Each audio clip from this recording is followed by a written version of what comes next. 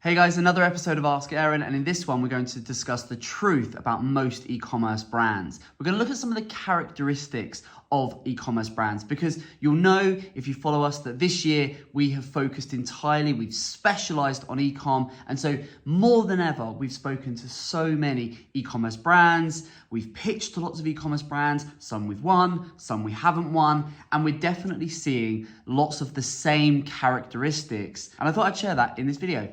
Let's get into it. Okay, so over the last few months, we've probably spoken to more e-commerce brands than I ever have. And one of the recurring themes, or one of the characteristics that I see time and time again, is that these brands, both big and small, I say small, they're still a fair size, but of all sizes, they have a massive over-reliance on paid traffic. Now, there's nothing wrong with paid traffic. Paid traffic is hugely valuable, but it is astonishing to me that just how many e-commerce brands are so reliant on paid traffic, whether that's paid traffic coming from Google or Meta or wherever it's coming from, wherever they're buying it. But I would say a lot of e-commerce brands have an over-reliance on paid. If it's making up 40-50% of their total volume into that traffic, that is a problem. And we're seeing that. And it varies, but it's definitely a characteristic that we're going in and we're identifying. And some brands know that that's a problem, or they're at least aware of it.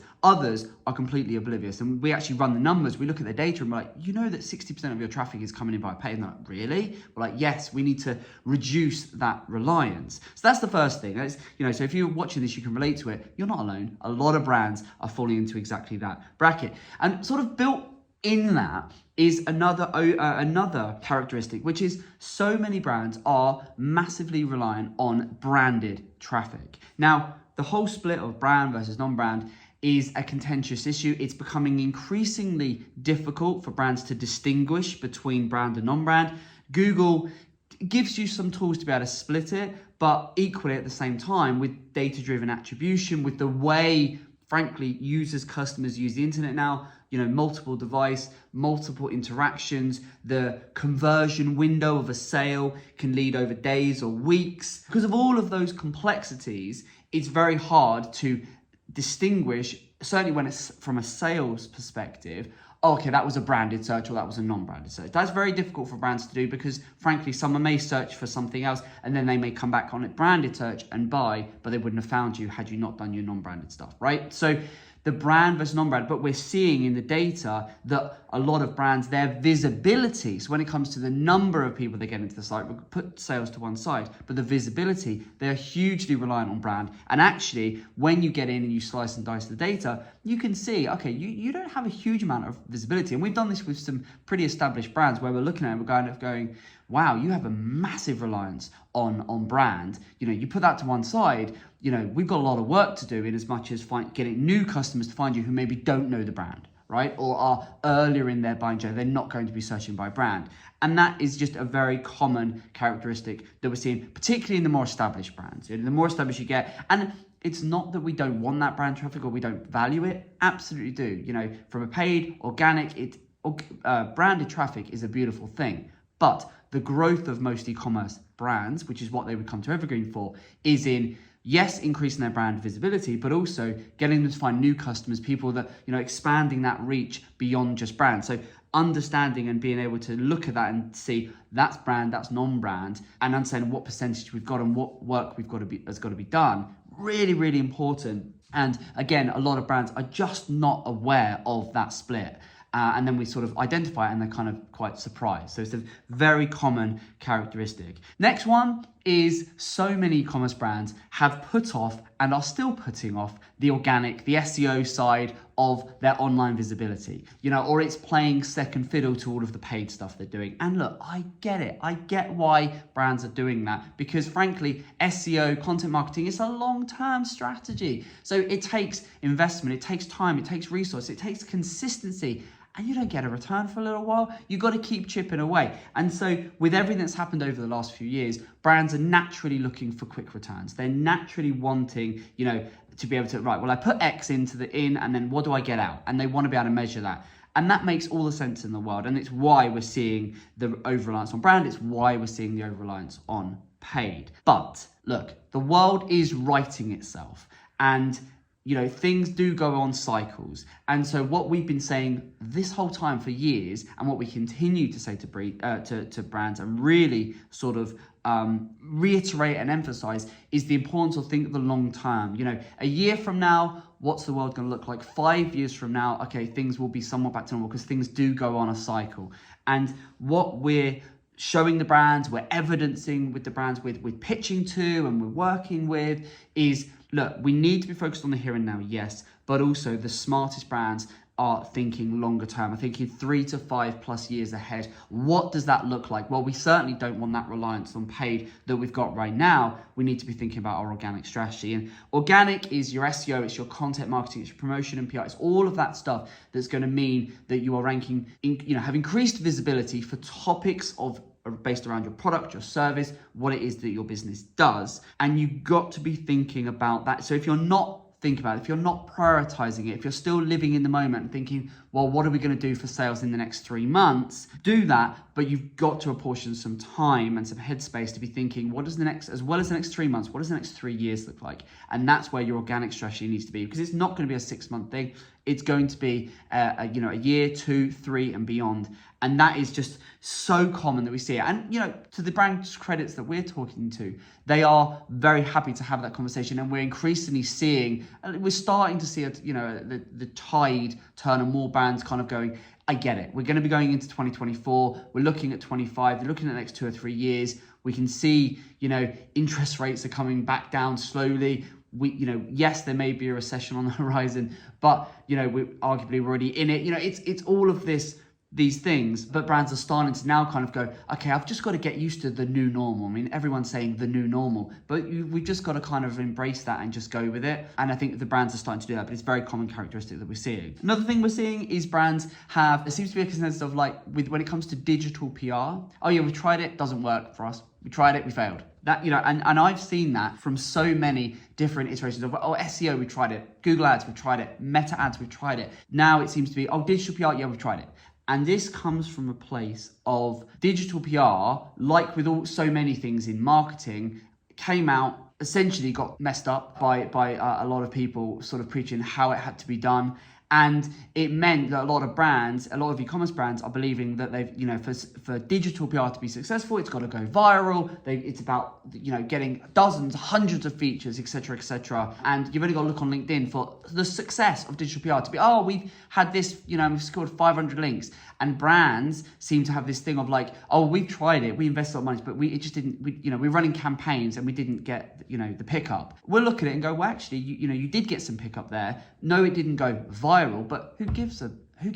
Who cares if a campaign goes viral? The campaigns that we run, the way we approached it, we don't even call it digital PR because for me, that's just been tarnished, that as a word, as a phrase. So we call it promotion and PR because it's a combination of PR and sort of good old-fashioned link building, link earning, should I say, link earning and link acquisition. And that as a process sort of combines the SEO mindset with the marketing mindset with a PR mindset. And it's called, we call it promotion and PR.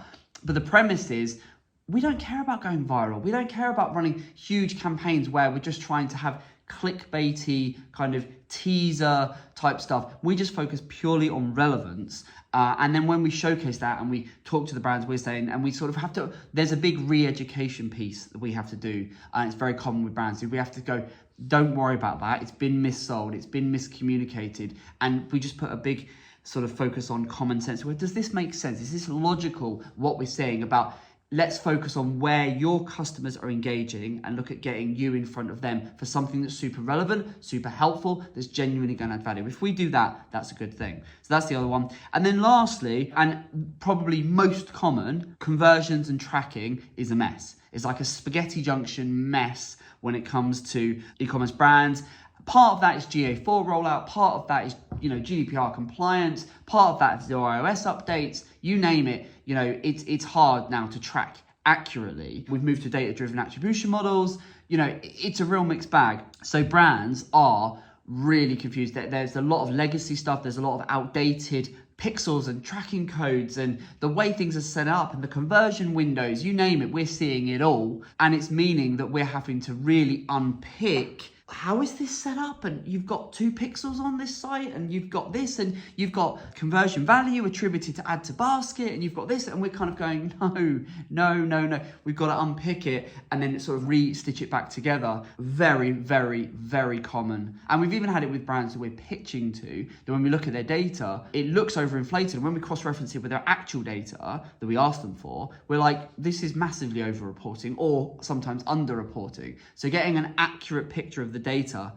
wow, that's a common characteristic. So those are 5 things. So a huge over-reliance on paid, an over-reliance and an unawareness of just how reliant they are on branded traffic, putting off of the organic side, very common, failed with digital PR, sort of written off, it doesn't work, and then tracking issues as another big one that's just not working. So you may be wondering, okay, that all sounds great, and maybe you've been able to relate to 1 or 2 of them. So what are you doing about it, Aaron? What is Evergreen doing about it to help the brands that you're talking to? Well, as I say, a lot of these characteristics are things that we've seen with the clients that we have ultimately gone on to work with and we've subsequently fixed or are fixing. Sometimes it's brands that we've pitched to that we haven't ended up working with, and others it's stuff that we've just seen over the years in clients that we are now working with. So first, what are we doing? Well, we're getting them first and foremost to think about the long-term vision plan, and we're getting them to say, describe what does success look like for the brand? Because once we understand where we're going, once we understand what success looks like, from there we can reverse engineer and paint a picture of, okay, well, in order to get there, this is what the reliance on paid needs to look like. So we don't want a 60% reliance on paid. We want only 25-30% of our total reliance online to come from paid. And so we can reverse engineer it, but you need to do that effectively and accurately. You need to know where we're headed. So we get them to think about the long-term picture and what success ultimately looks like. And then we apportion the marketing activities, the campaigns, the channel split based on those overall goals.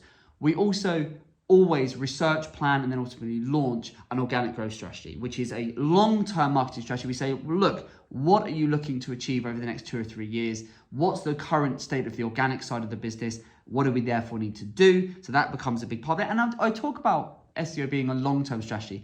You can see results in 6 to 9 months with SEO, 100%. It doesn't always have to be years, but the real kind of like snowball effect as it builds that momentum moving down, hill, is that comes generally in year 2 and year 3. The brands that start investing in SEO in organic in year 1, they really start to see the benefits in year 2. By year 3, they're kind of going, wow, and they're using paid as a bit of the cherry on the cake rather than the whole cake. So we're doing that. We also introduced them to the whole our version of promotion and PR, and how we approach that, and it's quality over quantity and so on and so forth. And then lastly, which is what we do at the very start, is we have to untangle the mess that is the conversion setup, the tracking setup, and we get the data working accurately and recording accurately. And then what we also do is we put all of that data historically into what we call a PT. So we have a performance tracker, and we take all of their data for the last 3 years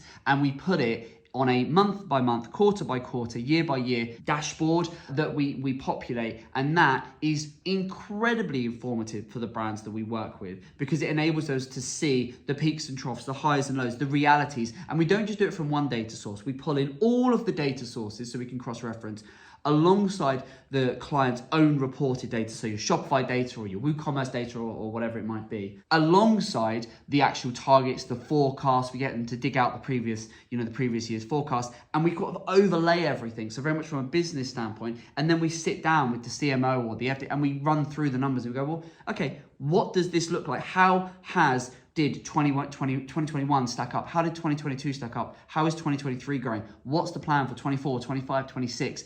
And we use that in those first few weeks to then really start to build out a sort of a financial forecast. So those are the 5 things we're doing about the 5 most common characteristics we're seeing about e-commerce brands. Let me know if any of those are relatable. If you sort of think, that's us. Hopefully, if it is, it's giving you a bit of reassurance that it's not just you that maybe has an over-reliance on paid, or it's not just you that is putting off your organic strategy, or it's not just you that has a mess and is confused as heck when it comes to your tracking. A lot of brands are feeling the same things. So I just thought I'd share it as a bit of an insight into some of the things, because I've had probably more conversations with e-commerce brands this year than I probably ever have. And it's fascinating, it's interesting, and there's definitely some commonalities and some characteristics there. So I hope it's been useful. Thanks so much, and we'll see you on the next one. All the best, take care.